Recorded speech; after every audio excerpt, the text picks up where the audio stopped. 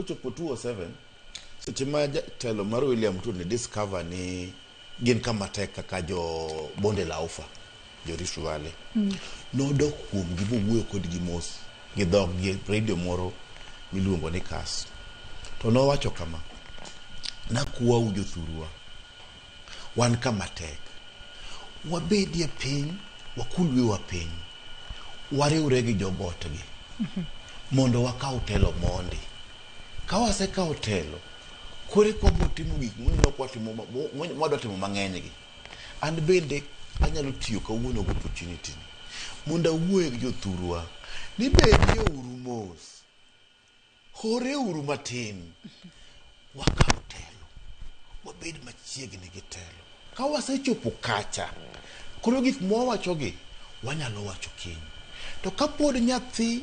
majahigni achiel majahiga achiel nyaka bich e county ma Siaya chances mag survive te kapok ochopo higa bich nikech ji tho mang'eny Siaya obedo ranked as the county ma death dhie mang'eny kabisa ok nikech mano kanyal blame it on kata the current governor